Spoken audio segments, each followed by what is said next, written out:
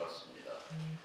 이번 주에 이제 패스트트랙의 시간 절차 경과, 시간 절차가 다 마무리됩니다.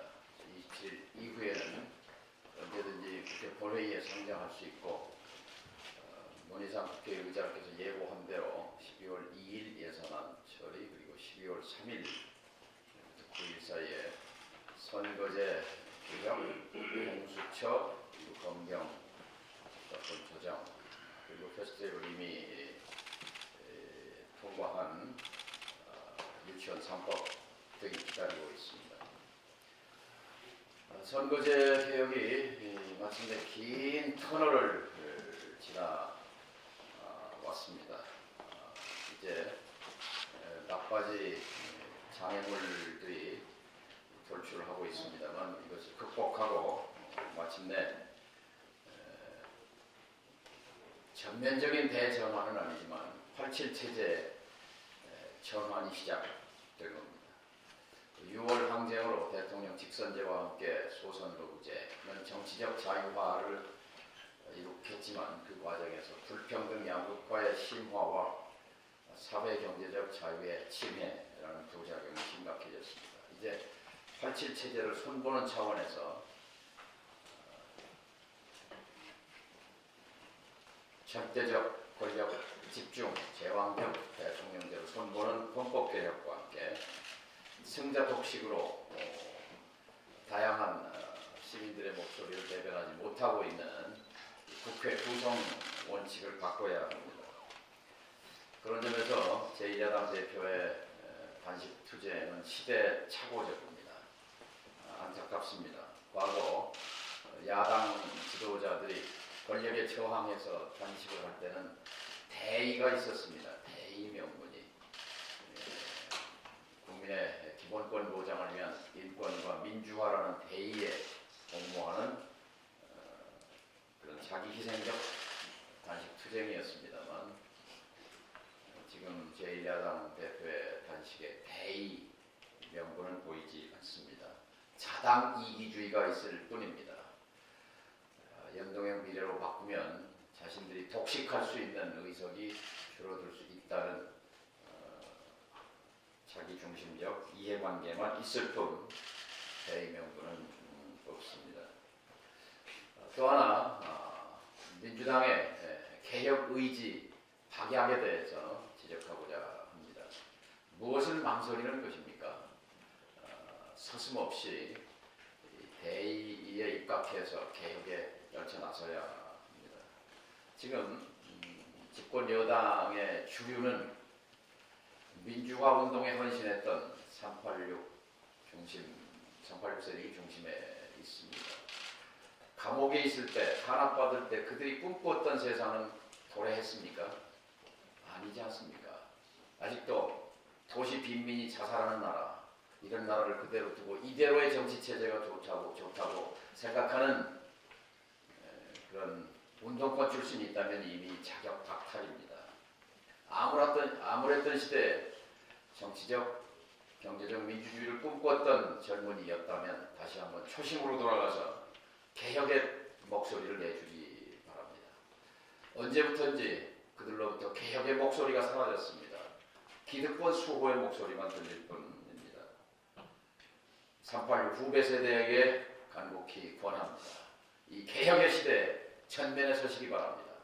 그것이 바로 386 퇴장을 요구하는 국민적 요구에 정직하게 답하는 길입니다. 386은 퇴장할 것이 아니라 개혁을 마무리해야 합니다. 전면에 서서 선거제 개혁, 권고년 개혁, 개헌에 앞장서 줄 것을 촉구합니다. 당당하게 청와대에 대해서도 할 말하고, 그리고 여당 지도부에 대해서도 개혁을 견인해가는 386이 되기를 기대합니다. 여야의 쓴소리를 했습니다만, 과연 지금의 양당 체제, 지금의 민주당, 자유한국당 갖고 21세기 한국의 미래가 열리겠습니까? 불가능합니다. 이 정치 체제를 전복시키지 않는 한 대한민국의 미래는 않습니다. 우리보다 나은 나라들 보면 다 정치가 우리보다 낫습니다. 제도를 바꿔야 하는 소리가 거기에 있습니다. 지난 토요일 날 우리 원외 위원장님들이 깃발을 들고 참여해 주셔서 국회 앞에서 7당 집회, 원내 5개 정당, 원외 녹색당 그리고 미래당 원외 정당까지 7당과 그리고 정치개혁 공동행동이 모여서 2천여 명의 대응으로 선거제 개혁을 촉구하는 집회가 있고 지금 정치개혁 공동행동의 공동대표인 하승수 변호사가 국회 정문 앞에서 농성을 하고 있는데요. 우리 식구들이 이제 평화당 위원장님께서도 격려 방문을 해주실 것을 바랍니다. 이상입니다. 11월 이제 마지막 주인 것 같습니다.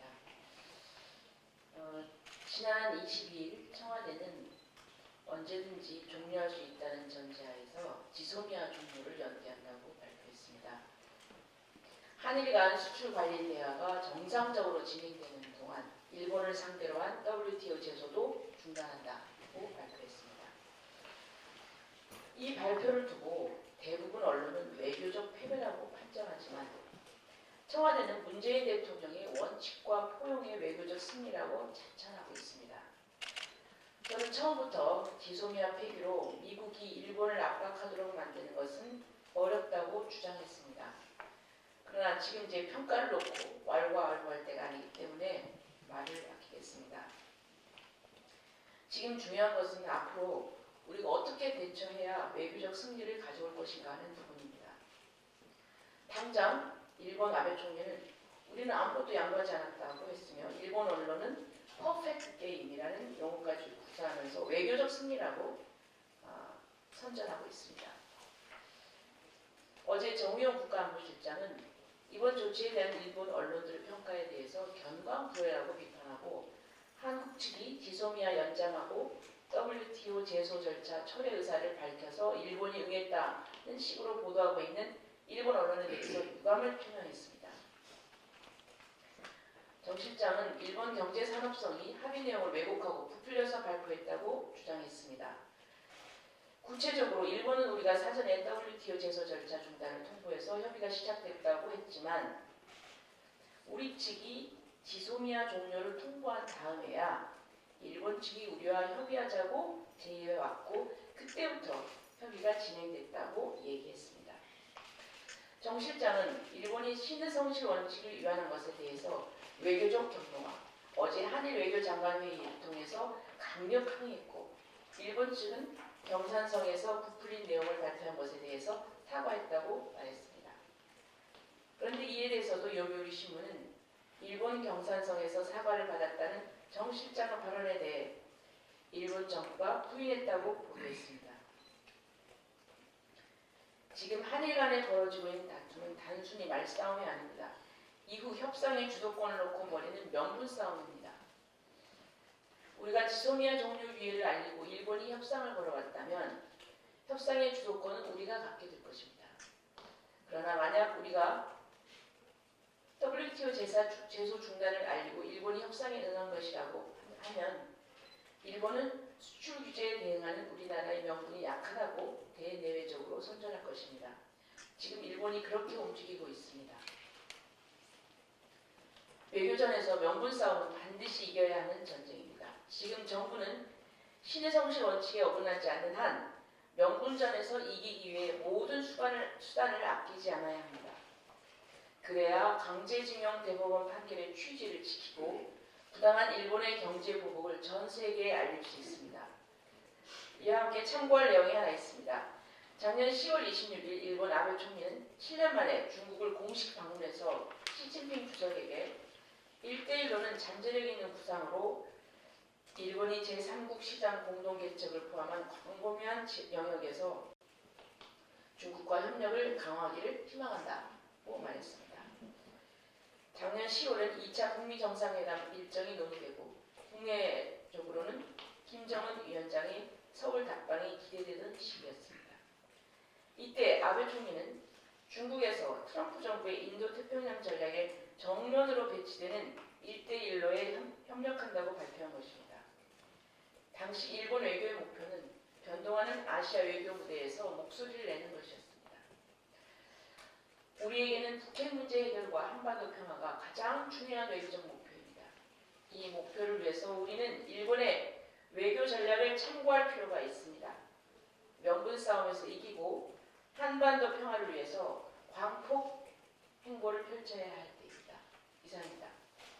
최근 정부가 부동산 보유세 인상과 관련해서 관심을 갖고 있는 것 같습니다. 보유세가 인상된다면 젊은 사람들이 직장만 하기가 더욱더 어려워질 것이라고 생각합니다. 1가구 1주택 소유 제한이 필요합니다.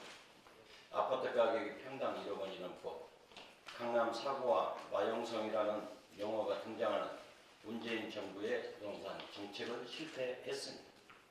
대한민국 미래세대 및 800만 무주택 가구에 내 집 마련이라는 행복 추구할 권리를 기성세대와 투기세력이 빼앗아버린 현 상황에서 부동산 억제 정책은 실효성이 없음을 시장이 증명하고 있습니다.